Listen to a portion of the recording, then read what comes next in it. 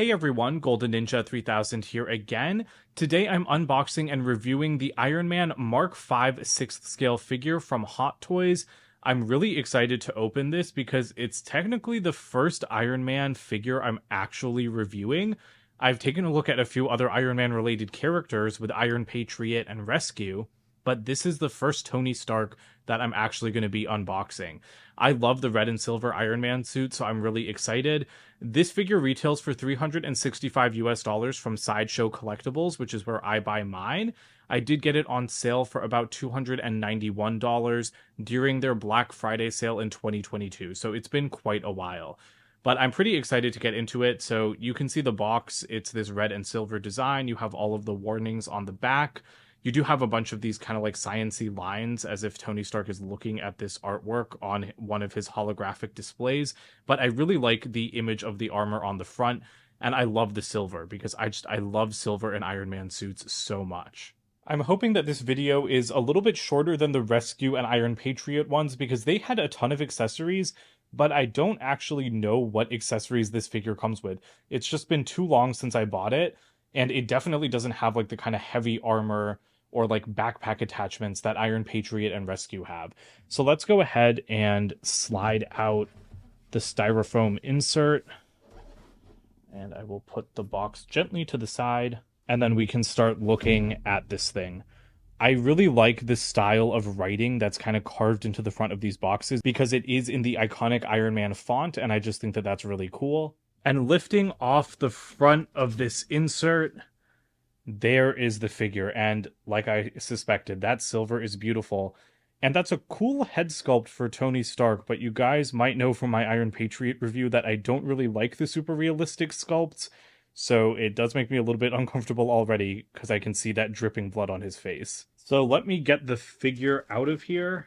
Just grab it by the chest. Okay, this is still pretty heavy.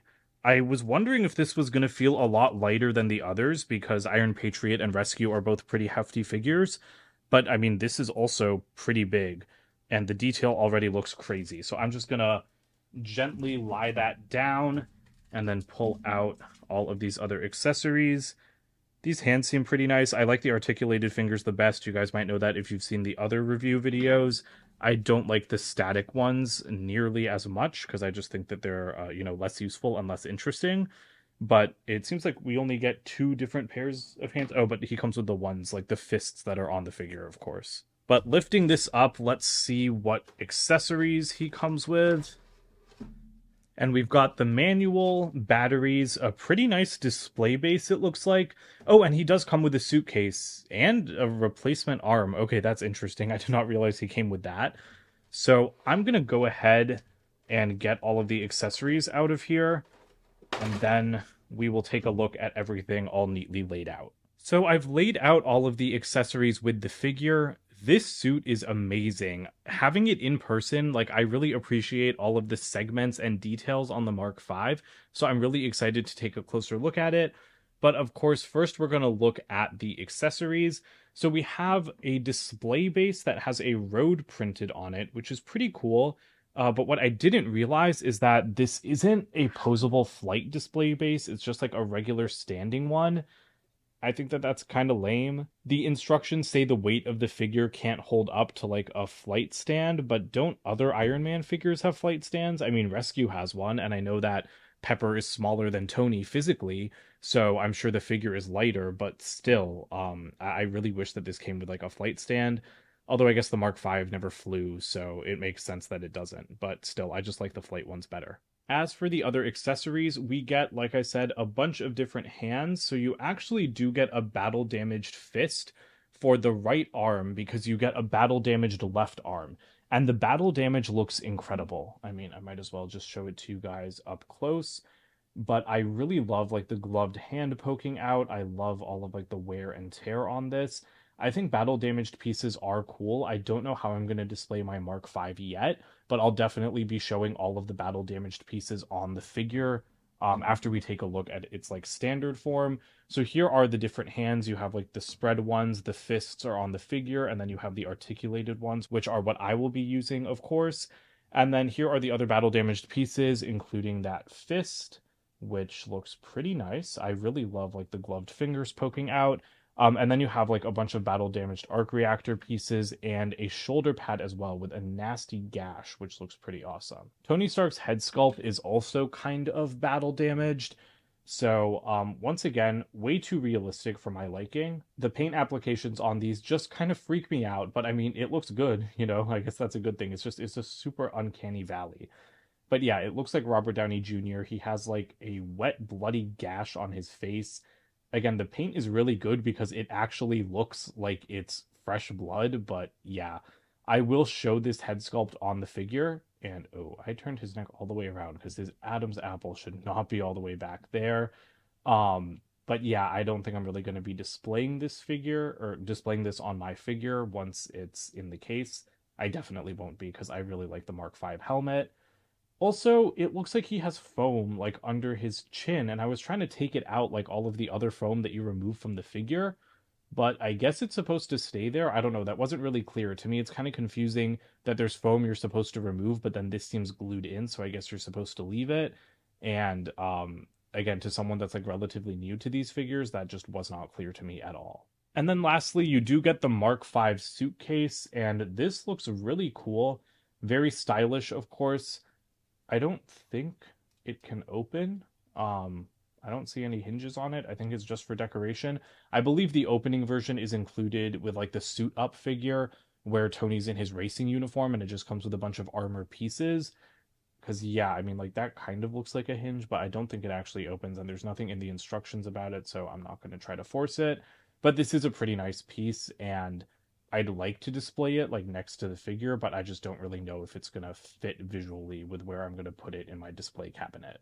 Like I said, this figure is super, super detailed, and I really love the paint job on it. Like, that's what stands out the most to me. I think it looks incredible just spinning around on my little turntable. The red is super vibrant, but it's still like a nice, deep, dark color. And the silver, I cannot say enough about the silver. I just love the red and silver combination for Iron Man suits. The Mark V was like the first suit to have silver in it. I think it's a really iconic suit because of the racing scene, which, you know, was one of the best parts of Iron Man 2, because that movie could have been a little bit better.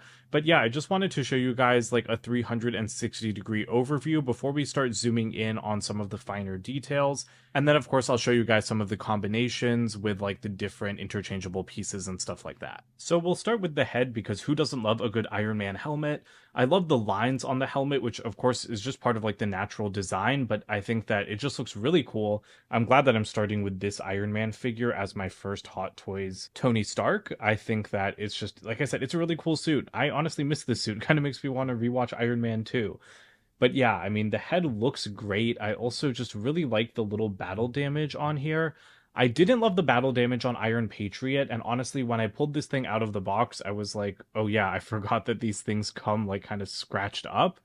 But I think it works for the Mark V because, well, Iron Patriot was in battle too, but I don't know, I would prefer like a cleaner look for all of these suits. You know, like I want them to look like they're just on display, not like they've just been in a fight. But I think for the Mark V, it kind of works because, again, its most iconic scene, I mean, its only scene is just like a really brutal fight. I'll show you guys the light up function in a separate segment. I actually haven't put the pieces in yet, but I really love the helmet. I think that it's perfect. And of course, we'll get into articulation later, but you can move it around quite a bit.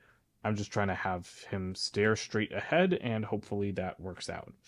The arc reactor is amazing. Like, I really like all of the detail in the chest. This is where, like, the Mark V is really set apart from the other silver suits, just with how segmented the chest and the arms are. And the chest looks great, but it's got some weird stuff going on, because, like, I don't know why that piece, like, folds in.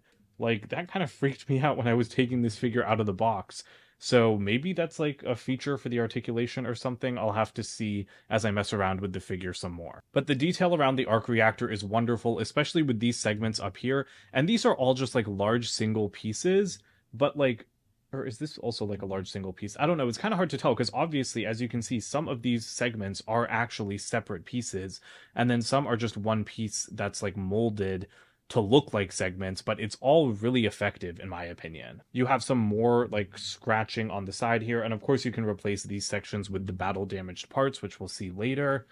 And then going into the arms, I love the shoulder pads. I think that they look excellent. The biceps, I think, look really awesome. They honestly, the arms and the legs have some of like my favorite detail on this entire figure. And then going down into the hands, I did keep the fists on, but I'm going to be taking those off as I start swapping the parts out. Moving down into the legs, I do love the silver detail here as well. Like I said, surprisingly, I really like the leg and arm sections. That's not an area that I've really paid a lot of attention to on the other like Stark-like suits I have. But yeah, I think that the detail here is really on point, and maybe it's just because it's silver. Because again, if this was all red, I don't think I would like it as much.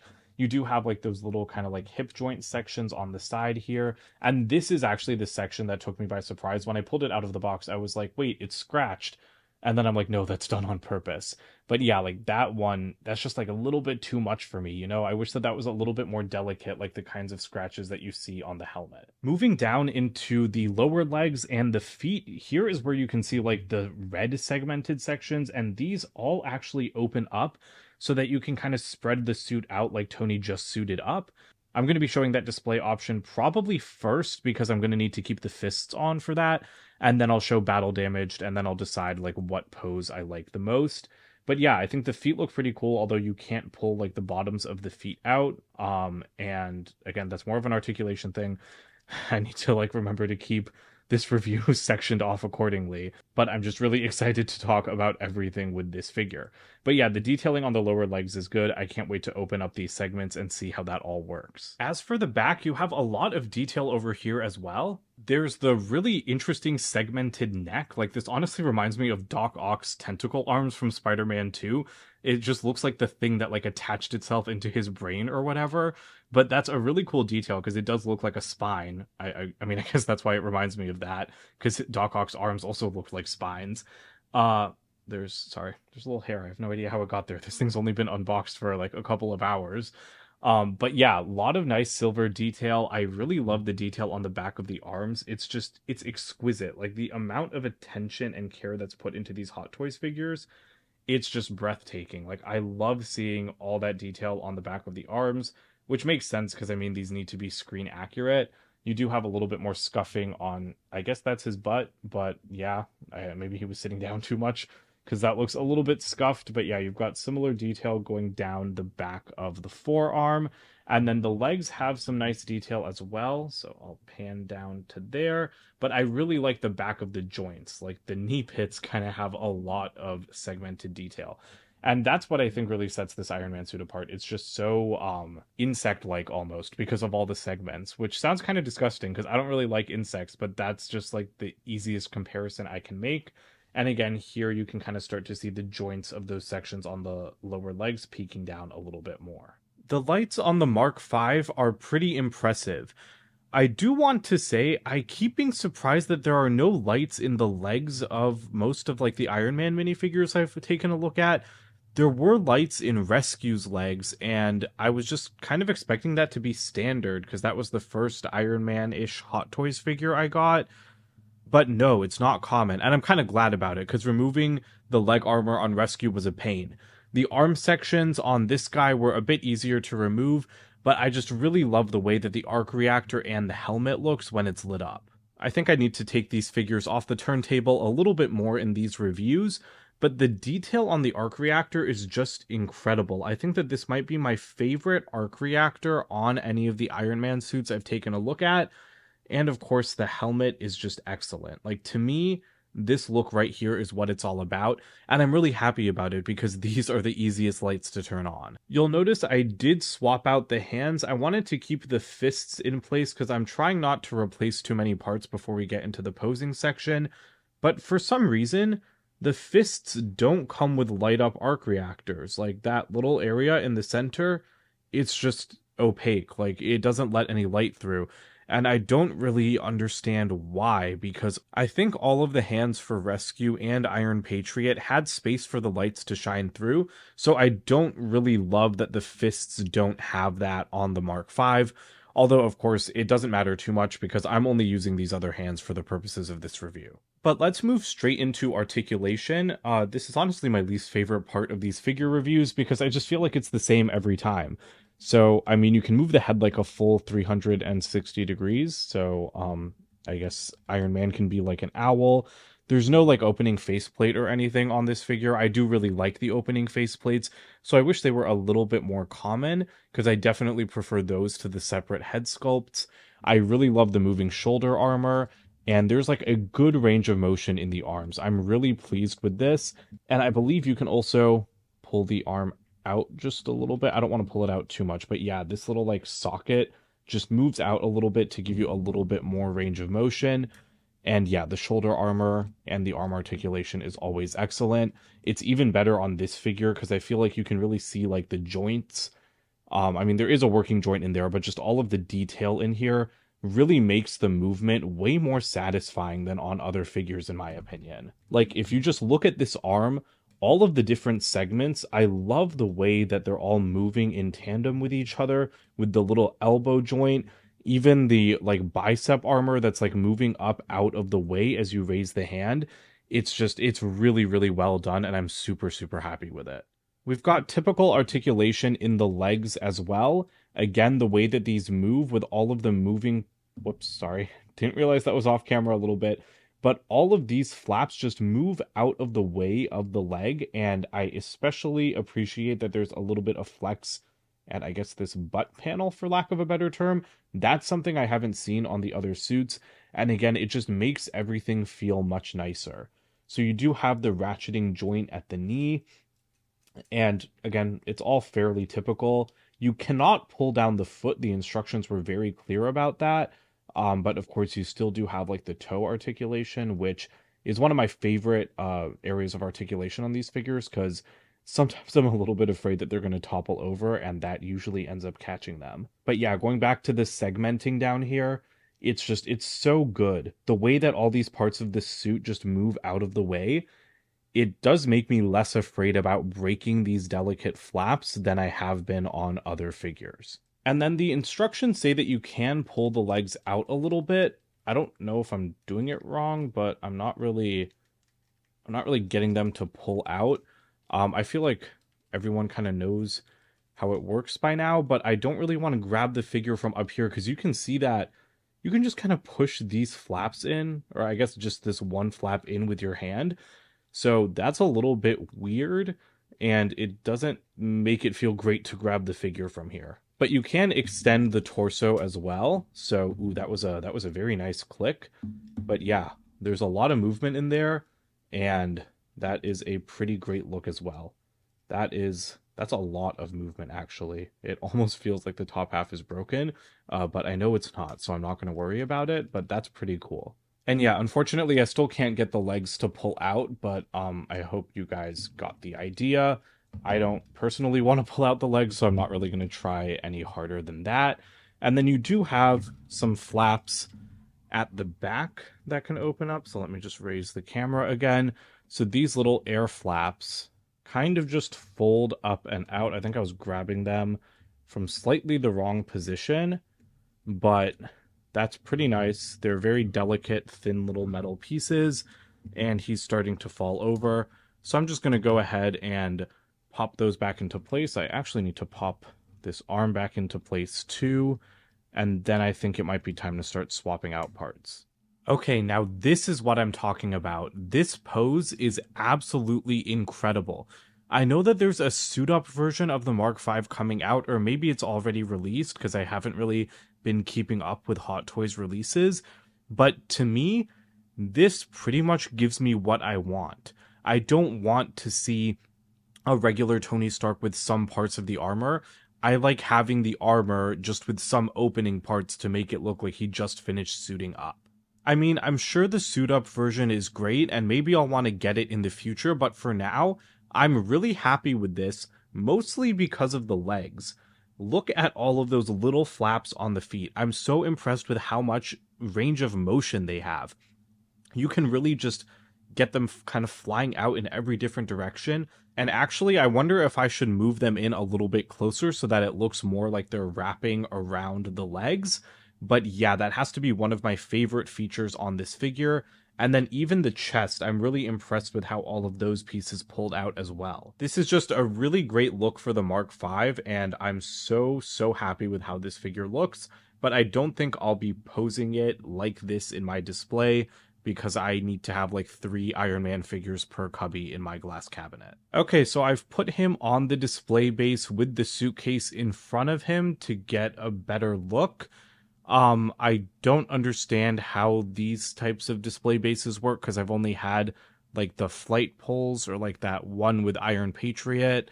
So I don't really understand if that's just supposed to like hook like under his legs, but I'll have to Google it because the instruction manual doesn't tell me how I should attach the figure.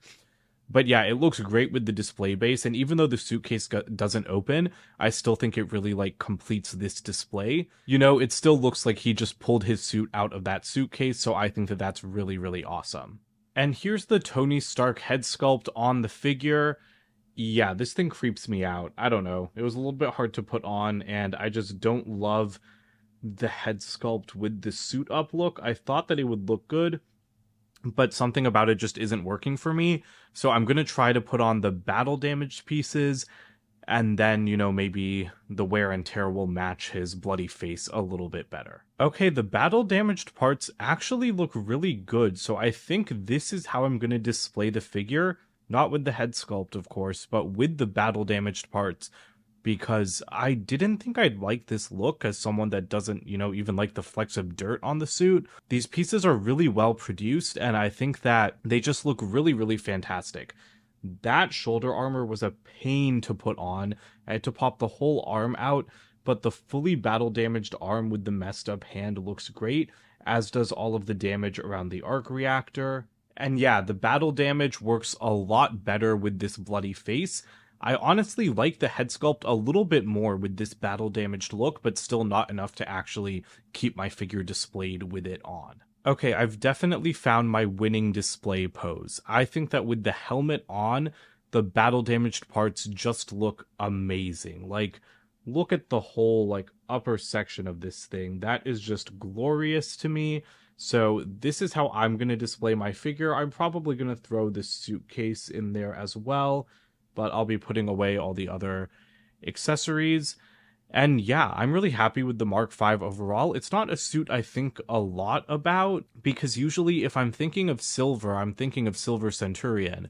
But I guess I like the Mark V a lot more than I remember, because I really, really love this figure, and I can't wait to put it into my cabinet, and hopefully I'll open up those other Iron Man figures soon so that it's not too lonely in there. Thanks for watching. Don't forget to comment, like, and subscribe, and check out my website, goldenninja3000.com, and I'll see you guys with more videos soon. Bye for now.